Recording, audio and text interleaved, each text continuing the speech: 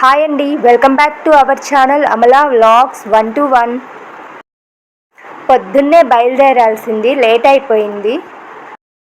7ంటికి బయలుదేరాలనుకున్నాం, కానీ 10 అయ్యింది. ఇంట్లో పనులన్నీ పూర్తి చేసుకొని బయలుదేరేలేకే పిల్లలతో ఈ టైం అయ్యింది. మేము వెళ్ళాలనుకుంటున్న టెంపుల్ 10 కిలోమీటర్ల దూరంలో ఉంది. దాదాపు ఇక్కడికి వచ్చి మేము 1 ఇయర్ అవుతుంది.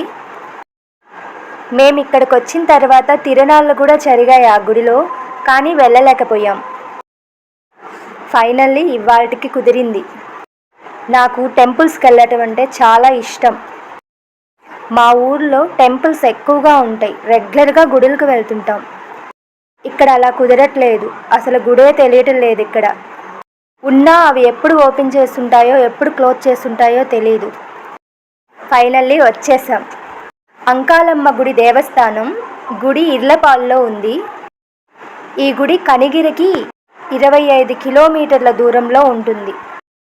పక్కనే పోలేరమ్మ గుడి కూడా ఉంది, అది కూడా ఓపెన్లో లేదు. పొద్దున్నే పూజారి గారు వచ్చి పూజ చేసి వెళ్ళిపోయారంట. ఇక్కడ ఈ ఊరు వాళ్ళే ఉన్నారు. వీళ్ళున్నారు కాబట్టి మాకు కొంచెం ప్రాబ్లం లేదు.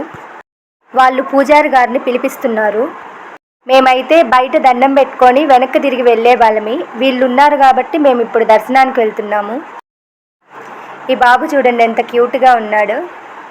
ఈరోజు వీళ్ళ వెడ్డింగ్ యానివర్సరీ అట, అందుకని టెంపుల్కి వచ్చారు. ఒక 5 మినిట్స్ బాబుతో అలా ఆడుకున్నాము. ఇంతలో కీస్ తీసుకొని పూజారి గారు వచ్చారు. వీళ్ళ అత్తయ్య గారు కూడా ఉన్నారు, మావయ్య గారు కూడా వచ్చారు అనుకుంటా. బాబుని చూస్తుంటే మా పిల్లలు చిన్నగా ఉన్నప్పుడు స్టేజ్ గుర్తొచ్చింది. ఇది అమ్మవారి ఎదురుగా ఉండే స్తూపం. అమ్మవారికి ఈ స్తూపానికి మధ్యలో ఒక ఖడ్గం కూడా ఉంటుంది. ఈ వేప చెట్టుకు ముడుపులు కట్టుకుంటారు. రెండో వాకిలి నుంచి మేము లోపలికి వెళ్తున్నాం. మెయిన్ వాకిలి క్లోజ్ చేసింది. అమ్మవారి చుట్టూ ప్రదక్షిణలు చేసుకొని వచ్చి లోపలికి దర్శనానికి వెళ్తున్నాం. ఈ అంకాలమ్మకి ఏళ్ల చరిత్ర ఉందంట. ఇప్పుడు కనిపించే ఈ 2 విగ్రహాలలో ఒక విగ్రహం పాతగా ఉండే అమ్మవారంట. కొత్త విగ్రహాన్ని ప్రతిష్ఠించేటప్పుడు పాత విగ్రహాన్ని నిమగ్నం చేస్తారు కదా, అలా చేయటం వాళ్ళకి ఇష్టం లేక అమ్మవారిని వాకిలి దగ్గరే ప్రతిష్ఠించారంట. లోపల అమ్మవారు దర్శనం అయిన తర్వాత ఈ అమ్మవారిని చూపిస్తాను మీకు. చుట్టుపక్కల ఉన్న చాలా గ్రామాలకి ఈ అమ్మవారు ఇంటి దేవతంట. అందరూ వచ్చి పోతులు పొంగళ్ళు అవి ఇచ్చుకొని వెళ్తారంట. ఇక్కడ ఈమెను ఏమి కోరినా ఖచ్చితంగా తీరుస్తుందట, అది న్యాయమైందైతే.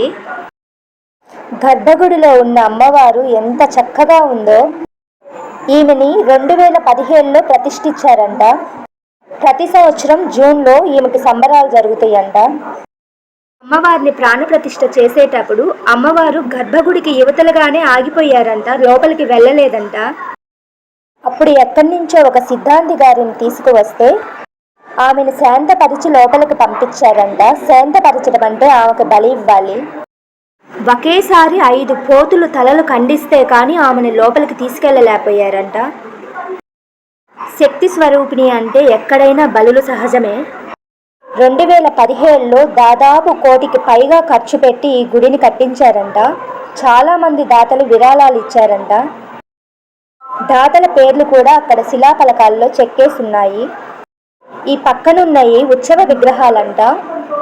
ఉత్సవాలలో మాత్రం ఊరేగిస్తారంట. గుడి చాలా విశాలంగా చాలా పెద్దదిగా ఉంది. గుడి గాలి గోపురం మీద చాలా పావురాళ్ళున్నాయి. చాలా బాగా అనిపించింది. ఇది అమ్మవారి వాహనము. అమ్మవారి వాహనం వెనుక ఖడ్గం ఉంది కదా, ఆ ఖడ్గమే. అమ్మవారి ముక్కుకి ఈ ఖడ్గానికి బయట స్తూపం ఉంది కదా, ఆ స్తూపానికి కరెక్ట్గా ఉంటుందంట. బయట మనం స్తూపం దగ్గర నుంచి ఉంటే లోపల అమ్మవారి ముక్కు కనిపిస్తుందంట. చాలా సత్యం గల్ల దేవతంట అంకాలమ్మ తల్లి. ఆమెని ప్రాణప్రతిష్ఠ చేసింది జూన్లో అంట, అందుకని జూన్లో బాగా సంబరాలు జరుగుతాయి అంట. చాలా రోజులు జరుగుతాయి అంట. ఈసారి జూన్కి మేము ఇక్కడే ఉంటే ఖచ్చితంగా రావాలి. అమ్మ ముఖం ఎంత ప్రశాంతంగా ఉందో.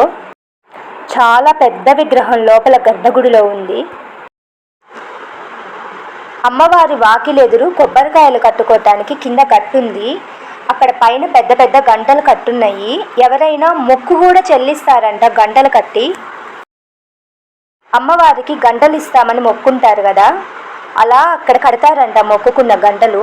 ఈ గాలిగోపురం మీద ఎన్ని పావురాళ్ళు ఉన్నాయో, చాలా పావురాళ్ళు ఉన్నాయి. ఎంత శబ్దం చేస్తున్నాయో అవి. ఆ ఎగిరేవన్నీ పావురాళ్ళేను. వాకిలి ఎదురుగా ఉన్న విగ్రహాలు రెండిట్లో ఒక విగ్రహం పాత అమ్మవారంట.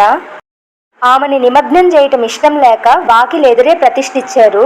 ఇవి అమ్మవారిని ఊరేగించే వాహనాలు. ఇది సైడ్ గేటు బయటికి వెళ్ళడానికి. ఈవేళ రద్దీ లేదు కానీ విశేషమైన రోజుల్లో చుట్టుపక్కల గ్రామాల ప్రజలందరూ ఇక్కడే ఉంటారంట. గుడంతా బాగా రద్దీగా తిరణాలుగా ఉంటుందంట. ఇంకా మా దర్శనం అయిపోయిందిగా మేము రిటర్న్ వెళ్ళిపోతున్నాము. ఎండ ఎలా ఉందో అసలు. ఇంత ఎండలో కూడా అమ్మవారిని చూసినందుకు చాలా సంతోషంగా ఉంది. డైరెక్ట్గా వాయిస్ ఇద్దామని మైక్ కూడా సెట్ చేసుకున్నా, కానీ నేను ఇవ్వలేకపోయాను. ఫైనల్లీ ఇంటికి వచ్చేసాం. కుకింగ్ బ్లాగ్ సపరేట్గా పెడతాను మధ్యాహ్నం లంచ్ది. నా ఛానల్ని సబ్స్క్రైబ్ చేసుకోండి. బాయ్.